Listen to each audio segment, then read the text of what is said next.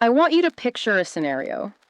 And I mean, I'm willing to bet money that almost everyone listening has been here at least once. It's, say, 11:00 p.m. You're sitting on your couch, you're holding your phone, and on that phone, you have a text message or maybe a credit card notification that is objectively a problem. Mhm.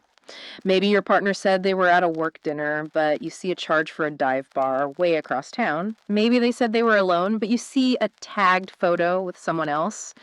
You have the facts, you're calm, you're ready to have a mature adult conversation about boundaries. You feel like you're standing on solid ground, like the evidence is right there in your hand. You can't argue with it. Exactly. Solid concrete. Yeah. So you walk into the room, you present the evidence, and you ask a simple question. Hey, can you explain this?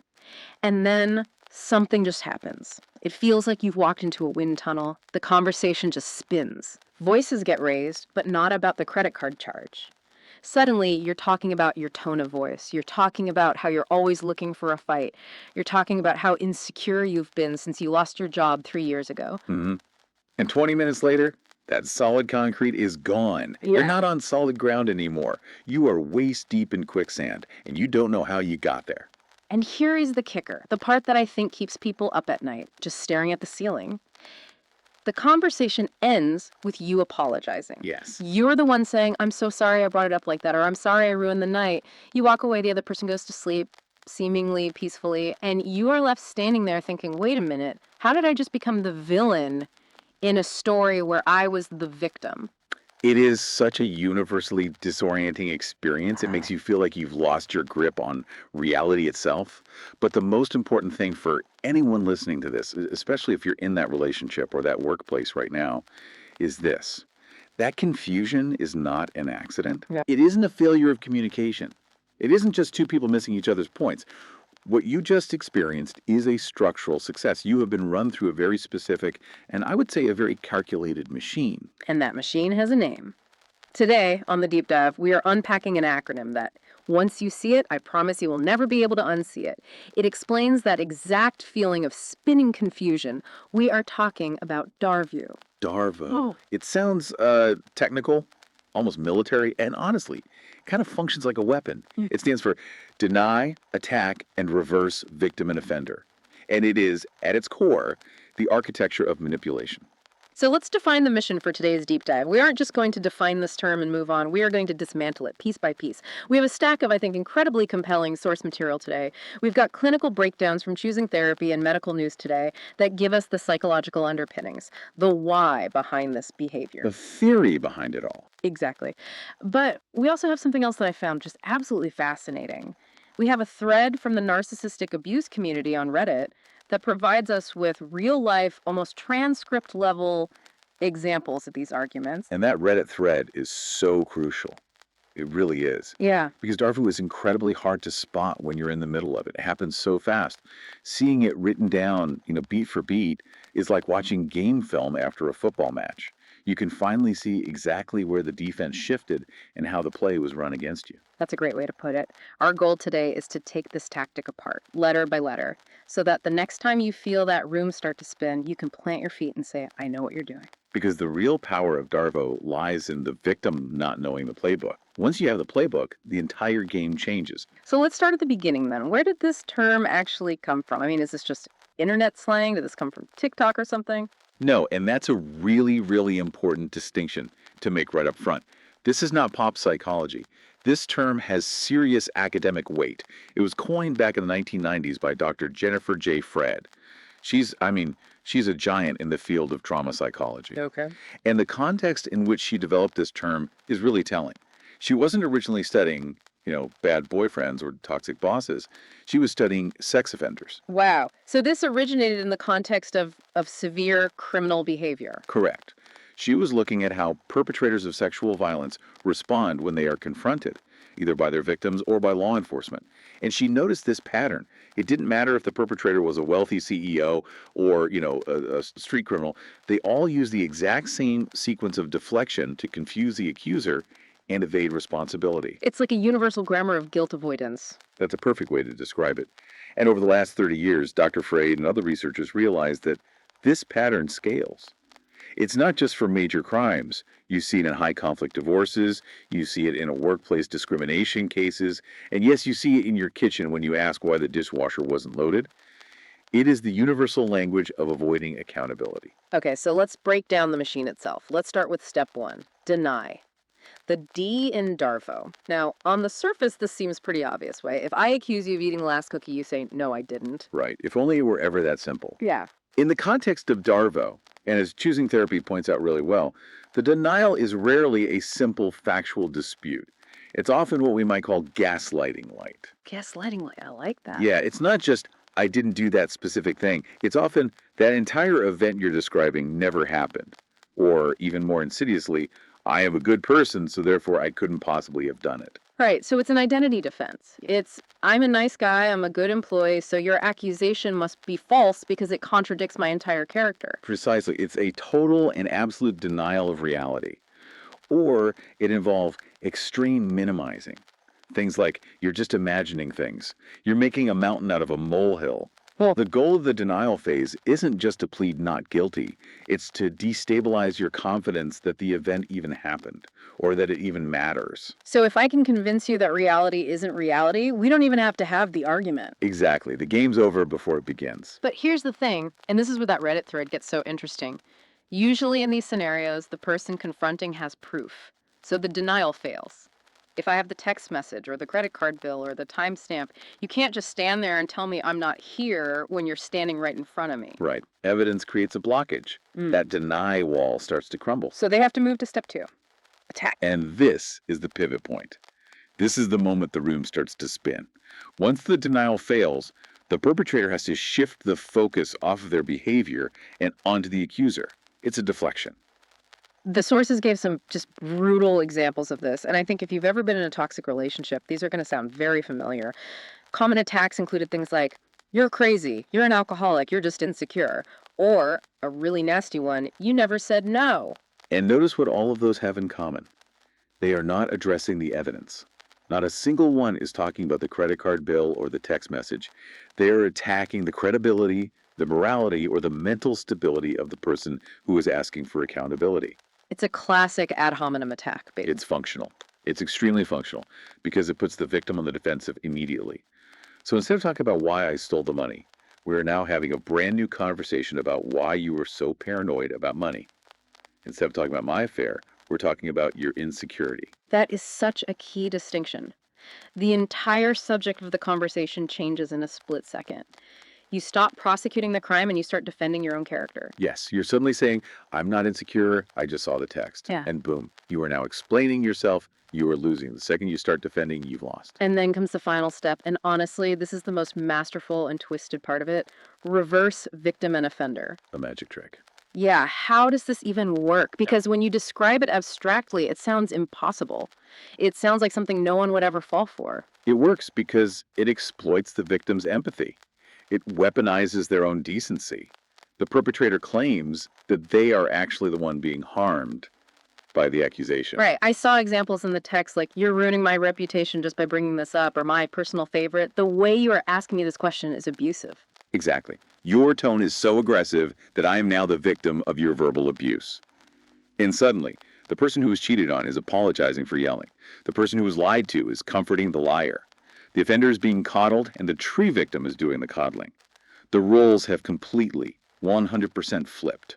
Why did they do this? I mean, okay, the obvious answer is to get away with it, but psychologically, what is happening in the brain of someone who defaults to DARVO? Is it conscious? Are they sitting there plotting this out like a chess master? That is the million-dollar question, isn't it? And the answer is sometimes. Yeah. Sometimes it is very calculated, absolutely. But often, especially with individuals who are high in narcissistic traits, it boils down to a profound, almost allergic inability to tolerate shame. Shame and tolerance, that's an interesting phrase. It is. For someone with a very fragile ego, which is what a narcissist actually has, underneath all the bluster accepting fault, induce a level of fear and guilt that they psychologically cannot handle. It threatens their entire self-concept. So if I admit I did a bad thing, then I am a bad person. And I can't be a bad person. Therefore, I didn't do the thing. And if you say I did, you are the one attacking me, the good person. It's a projection. So they project their own guilt onto the victim so they don't have to carry it themselves? It is psychological self-preservation at the cost of someone else's sanity. They are, in effect, setting fire to your reality just to keep themselves warm. Wow. Okay, I want to move into the real world now. The theory is clear, but seeing it in action is, it's really shocking. We have this Reddit thread from Narcissist Abuse where a user documented actual conversations, and when you read them with DARVO in mind, it is exactly like reading a script. These case studies are invaluable. Let's really unpack them. Let's look at case study 1, the airport incident, this one. Man, this one made my blood pressure rise just reading it. It really illustrates how sinister that final revice step can be. Okay, walk us through the setup. Okay, so the setup is this. The user's girlfriend goes on vacation with friends. While she's there, she spends time with another man. Let's call him John. Then, right before she comes home, she explicitly asks her boyfriend, our narrator, not to come to the airport to pick her up. Which is red flag number 1 right there. A huge one. A giant, waving red flag. The boyfriend later finds out she sat next to this guy, John, on the flight home. So he asks a very simple, very fair question. Why did you lie about John? A completely legitimate inquiry regarding fidelity and trust in the relationship. Right. Her immediate response, denial. She says, he wasn't with me. Then, when he presses her with the facts he knows, she shifts to what you called trickle truth. Okay, he was there, but he left early. Right, she's testing the waters. She's seeing, can I get away with a full lie? No. Okay, can I get away with a partial lie? He's still pushing. So she has to move to step 2. The attack. She hits him with, I knew you'd react badly if I told you the truth. You're so insecure. And that is classic. It's so classic. She is blaming her lie on his hypothetical reaction. I was forced to lie to you because you are flawed. She is attacking his character, calling him insecure to distract from her action, which was lying. But then comes the reversal, and this is where it gets really dark. She pivots and she says this, look, I'm in a potentially dangerous situation right now, alone in a hotel room with you. Women will do anything to protect themselves from men because men have the capacity for violence. Can we just pause on that for a second? I mean, this is a breathtaking misuse of genuine, serious social issues to cover up a personal betrayal. Right. She basically implies, I had to lie to you because deep down I am afraid you might physically assault me. And look at the dynamic shift there. He asked a question, did you cheat on me? She has turned it into, I am a vulnerable woman in danger of physical violence from you. Now, what is he supposed to do? Does he keep asking about John? No, of course not. He has to stop immediately. He has to start defending his entire existence as a nonviolent person. He has to say, I would never hurt you. I'm not that kind of guy. And just like that, John is forgotten. The affair is forgotten. She is now the victim of a dangerous man, and he is the offender. She took a legitimate grievance about infidelity and turned herself into a potential victim of domestic violence just to silence him. It is calculated, and it is deeply, deeply cruel. It effectively weaponizes the victim's own morality against them. He doesn't want to be seen as a violent guy, so he has no choice but to back down. Exactly. It exploits his empathy and his fundamental desire to be a good person. It's a trap. Let's look at another one. Case study 2, the social media glitch. This one is less dramatic maybe, but I think it's probably more common in the digital age we live in. The classic I was asleep defense. Exactly. The setup. A partner goes silent at 7:00 p.m., claims they fell asleep and slept all night. But the boyfriend sees her online, active on Instagram, until 2:00 a.m. Digital evidence. The modern smoking gun. It's very hard to refute. You would think so. So he confronts her. Step 1, denial. First, it's, I wasn't on Instagram. Then, I don't know why it says that. Then, oh, maybe I opened it by accident to block an ex. The story keeps changing. You can see her scrambling. This is the flailing phase of denial. Then when that doesn't work, the attack. Are you stalking me now? This is what I'm talking about. Your insecurities are so problematic. There it is again. The insecure label. It's the favorite weapon in this particular arsenal. It frames the act of noticing the lie as a pathology. It's not, you caught me. It's, you're sick for even looking. And finally, the reversal.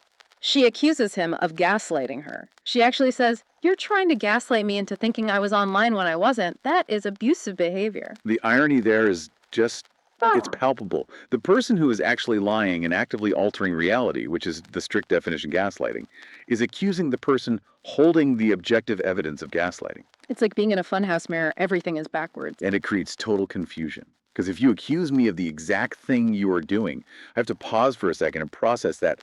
Wait, am I the one gaslighting her? And in that moment of hesitation, in that pause, the perpetrator escapes accountability. I want to do one more case study from this thread because it really just highlights the sheer absurdity of the reversal. Case study 3, the Tinder projection. The boyfriend finds his partner on Tinder. He makes a fake profile to catch her, sees she's active, gets screenshots. So caught red-handed, there's no wiggling out of screenshots. That's hard proof. You'd think. Her response when he confronts her, she screams, "Why are you on Tinder? You must be cheating on me." That is the attack. An immediate, pure deflection. Then she claims, and you have to hear this to believe it, she was only on Tinder to help an anonymous woman catch her cheating husband, but she conveniently deleted all the evidence of this noble quest. Of course she did. It's incredible. And then the reversal, she claims her privacy has been invaded. She says, "I will not tolerate this invasion of my privacy. You are controlling and abusive for checking up on me." And notice how she uses the concept of privacy as a shield for betrayal. This is so common. When a partner snoops and finds concrete evidence of cheating, the DARVO response is to make the snooping the crime, not the cheating. The argument immediately becomes about the phone password, not about the affair. And the person who is cheated on ends up apologizing for looking at the phone in the first place. It's successful because it appeals to social norms we all generally agree on. We all agree privacy is good. We all agree snooping is probably bad. The narcissist uses those broad social agreements to hide their specific violation of the relationship contract. Listening to these stories, I mean, it's exhausting just to recount them. I cannot imagine living in that day to day. And that brings us to the next section of this, the fog. The Reddit thread talks so much about this fuzziness that sets in. That fog is cognitive dissonance.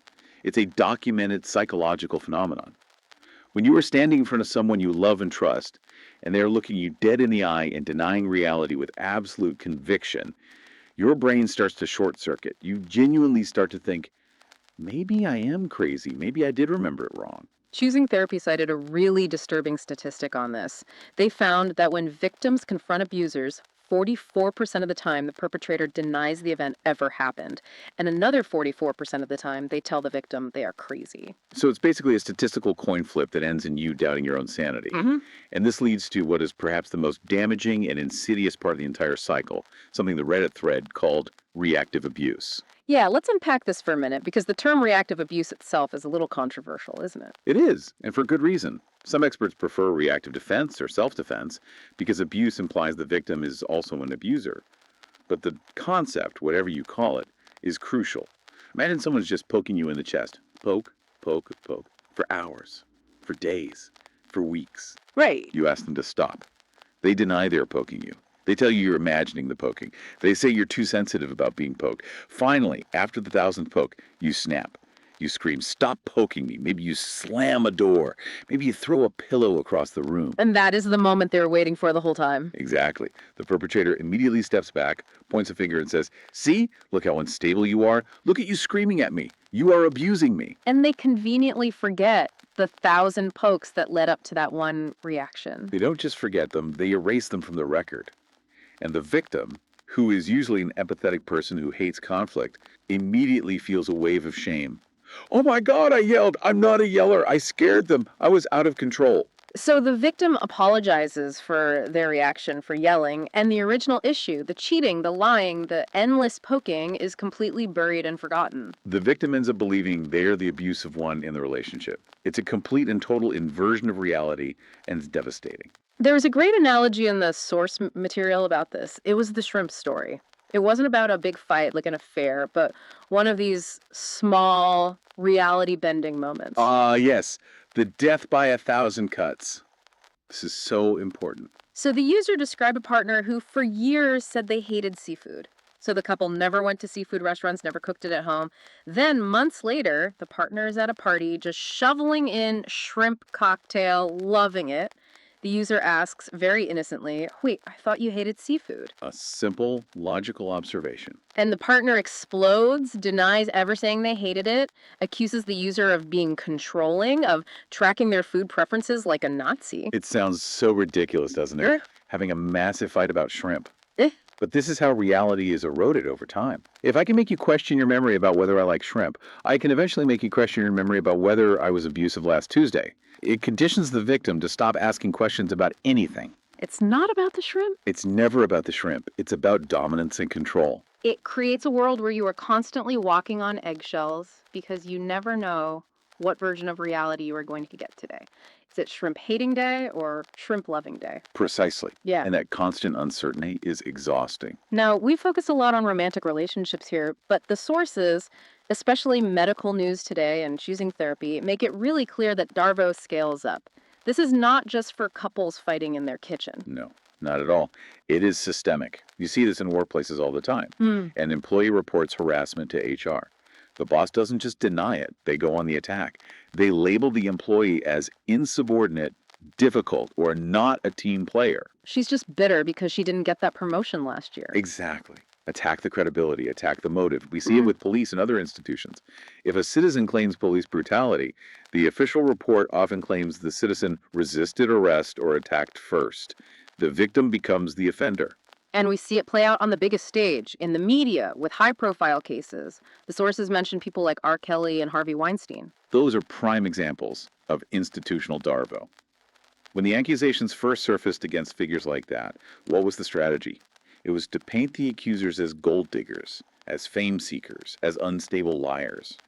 The goal is to make the public identify with the poor, targeted, powerful man, rather than the numerous, less powerful victims. And there was a study mentioned in medical news today that talked about how effective this actually is on us, the observers. This is the really frightening part.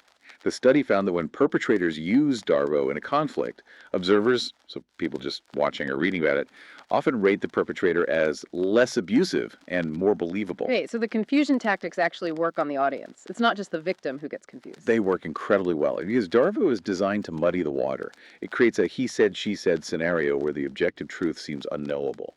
And when people are confused, they tend to default to the status quo or to siding with the person who holds more power or social capital. So if you are a victim, you're not only fighting the abuser, but you're also fighting a society that is psychologically primed to fall for the abuser's tricks. It breeds a societal mistrust of victims. It's a huge reason why so many people don't come forward with their stories.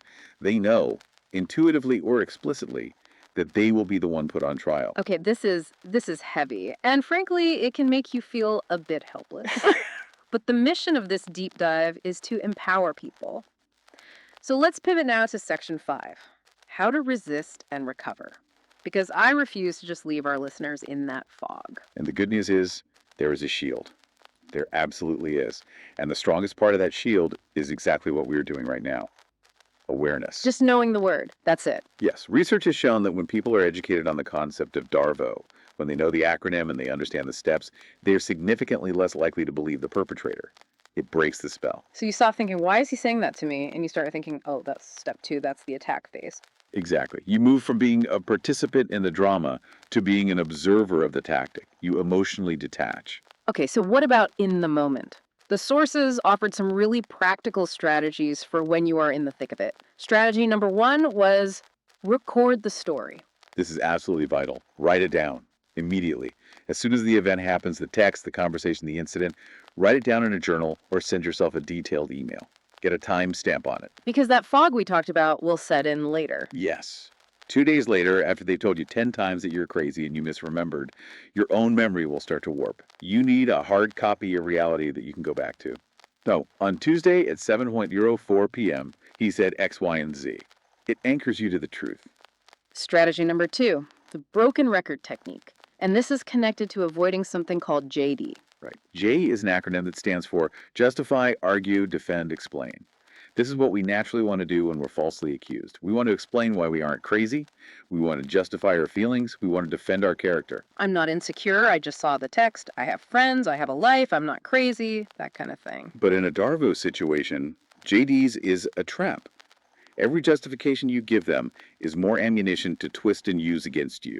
If you defend your friends, they will start attacking your friends. If you explain your feelings, they will mock your feelings. You cannot win by explaining. So what do you do instead of JDs?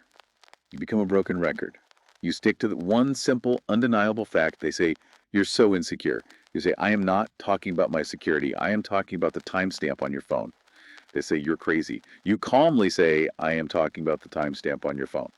They say you're ruining the whole night. You say, we can talk about that later. Right now, I am talking about the timestamp on your phone. You just refuse to take the bait. You don't let them change the subject. You refuse to be led into the weeds. You stay on the main road. It is incredibly difficult to do because our every instinct is to defend our character, but it is the only way to not get lost in their maze. Okay, strategy number 3 seems simpler, but maybe harder. Disengage. Sometimes you just have to realize that winning the argument is impossible because you are playing chess and they have just set the entire board on fire. You cannot win a game against someone who isn't operating in good faith. Sometimes the only winning move is to say, I'm not having this conversation right now, and walk away. And that links to safety, too. Yeah. If you are dealing with someone who might escalate to physical violence, like was hinted at in that airport story, walking away isn't just a tactic, it's a safety imperative. Absolutely. DARVO is emotional violence, but it very often precedes or accompanies physical violence. You have to trust your gut. If a situation feels dangerous, get out of it. Strategy 4 from the sources, ignore public opinion. This one seems really hard. It's the hardest one, I think, because the narcissist will often run a smear campaign against you. They will go to your mutual friends, to your family, and tell them that you are the abuser, that you are the unstable one. The flying monkeys, as they call them in the Reddit community. Yes, the enablers they recruit. And you have to come to a place of acceptance that you cannot control the narrative with everyone. You have to limit contact with people who buy the perpetrator's narrative. It is incredibly painful to live with mutual friends, but if they believe the abuser over you, they are not safe people for you anymore. There was one other concept in that Reddit thread that I think fits in here. It's sort of a cousin of DARVO called weaponized incompetence. Ah, Yeah. yes. The ex-wife boy name story. That's a great example. Yeah, can you just quickly walk us through that one? So a user shared that their partner still had her ex-husband listed in her phone contacts as my boy. Which is already a bit weird. Very weird. So the current partner asks her, could you please change that? It makes me uncomfortable. Her response, I don't know how. I don't know how to edit a contact in my phone in this day and age. Come on. Exactly. It's a transparently false claim of incompetence. And when he pressed the issue or tried to show her how to do it, she attacked him. She called him immature and insecure for caring about a silly contact name. So she pretends to be incompetent, I don't know how, to avoid doing a simple task that would show respect to her partner. And when he pushes back, she DARVOs him. You're insecure for even asking. It's gaslighting mixed with a kind of passive-aggressive laziness. It forces the partner into a corner. Either you do everything yourself for them, or you just accept the disrespect.